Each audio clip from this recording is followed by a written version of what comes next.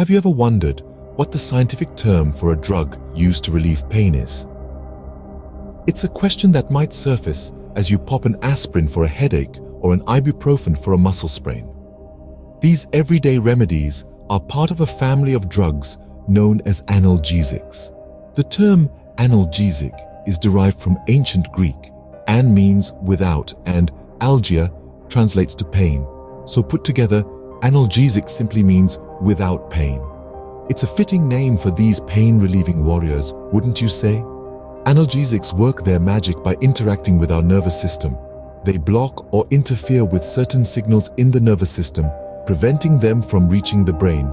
It's like putting a detour sign on the pain highway, rerouting the traffic and leaving us blissfully unaware of the ache that triggered the trip. Among the most commonly used analgesics are non-steroidal anti-inflammatory drugs, or NSAIDs for short. Aspirin and ibuprofen fall into this category.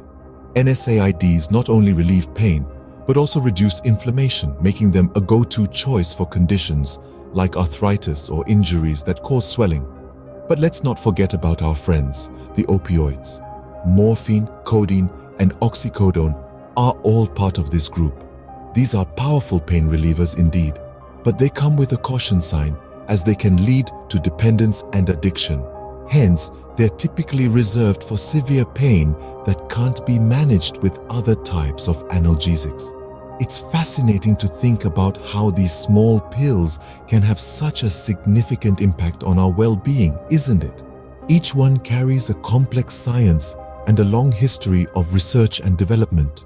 And all of this is packed into a tiny package that fits in the palm of your hand, ready to wage war against pain whenever duty calls. So next time you reach for that bottle of aspirin, remember you're using an analgesic. You're not just alleviating pain, you're engaging with centuries of scientific discovery and progress. Now, isn't that something to think about? What do you think is not a common characteristic of vampires? Let's dive into the world of vampire mythology and popular culture to find out. When most people think of vampires, several common characteristics spring to mind. Vampires are typically imagined as immortal beings with an aversion to sunlight and a thirst for blood. These traits have been immortalized in countless books, movies, and TV shows, from Bram Stoker's Dracula to the Twilight series. But what about the less common characteristics? One such trait that's often overlooked is the idea that a vampire's reflection doesn't appear in mirrors. This concept dates back to folklore from Eastern Europe, where it was believed that mirrors reflected the soul. As vampires were considered soulless, it stood to reason that their reflection wouldn't show up. But how have these myths evolved over time? Well, as our understanding of the world has grown, some of these beliefs have been challenged or even discarded. For instance, the idea that vampires can't be seen in mirrors doesn't hold much weight in modern interpretations. Today's vampires are more likely to be depicted with reflections, putting a fresh spin on old folklore. Interestingly, the evolution of vampire characteristics isn't just about the passage of time. It's also about cultural exchange. As stories of vampires spread from one culture to another, they absorbed new elements and shed others. This is why a vampire in a Japanese manga might have different traits than a vampire in a Victorian Gothic novel. In conclusion, vampire mythology is a rich tapestry woven from countless threads of folklore, literature, and pop culture. It's a testament to our fascination with the unknown, the otherworldly, and the immortal. So while vampires might not show up in mirrors, they've certainly found a way to reflect in our culture. Ever wondered about the history of the Colosseum, that massive stone amphitheater in the heart of Rome? Our journey starts under the rule of Emperor Vespasian back in 72 AD. Vespasian, a part of the Flavian dynasty, aimed to build an amphitheater that would surpass all others. The Colosseum, originally known as the Flavian Amphitheater, was the result of a decade of hard work and Roman engineering. The Colosseum wasn't just an architectural marvel, it was a stage for grand spectacles that were truly larger than life. Gladiatorial contests, mock naval battles, animal hunts, and even executions were held here. It could hold up to 50,000 spectators who were protected from the sun and rain by a massive awning known as the velarium. But the Colosseum wasn't just about entertainment.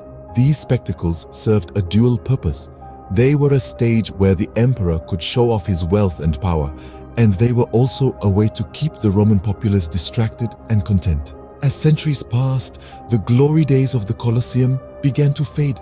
The fall of the Western Roman Empire in the 5th century led to a decline in the grand spectacles. The massive amphitheater found new uses. It was transformed into a fortress, a quarry, and even a shrine to Christian martyrs. Despite the changes and the ravages of time, the Colosseum stood tall, a silent witness to the changing fortunes of Rome. By the Middle Ages, the Colosseum had lost much of its former splendor, but it never lost its symbolic significance. In the modern era, the Colosseum has evolved into more than just a monument. It's an enduring symbol of the Roman Empire and its architectural prowess. It's a testament to the grandeur of Rome, a city that once ruled the known world.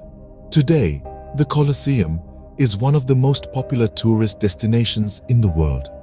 Every year, millions of visitors walk through its arches, marvel at its massive structure, and imagine the roar of the crowd and the clash of the gladiators.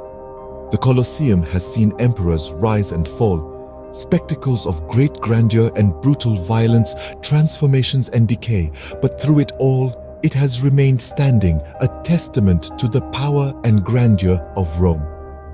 So the next time you see a picture of the Colosseum or walk through its arches, remember its rich and layered history.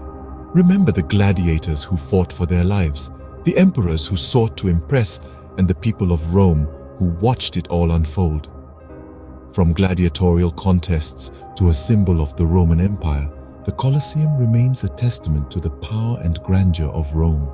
We've talked about the Colosseum, but what about the stars of the show, the gladiators? Imagine the life of a gladiator, full of rigorous training, a lifestyle far from ordinary, and the constant threat of a gruesome end.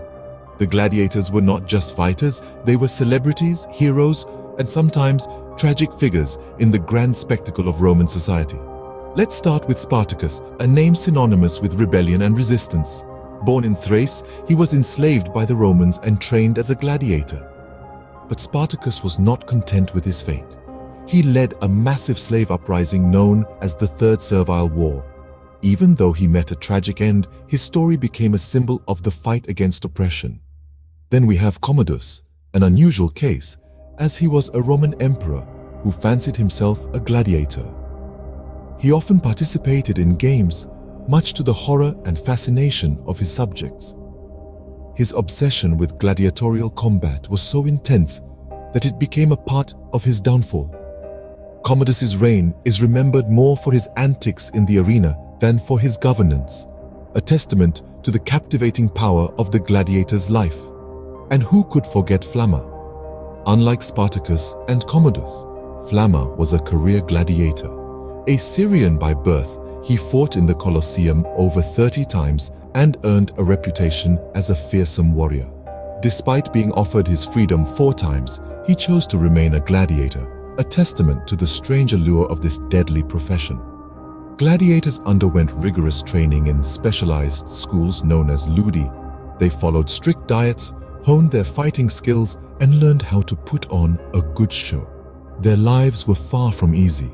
A gladiator could gain fame and fortune, but these rewards came with immense risks. Every time they stepped into the arena, they faced the very real possibility of a brutal death. Over time, the stories of these gladiators have been romanticized and mythologized. Spartacus has been heralded as a champion of the oppressed. Commodus's antics have been dramatized in films like Gladiator. Flamma's dedication to the gladiatorial life has been pondered by historians and scholars. But it's essential to remember that these men were more than their legends. They were individuals who lived, fought, and often died in the Colosseum.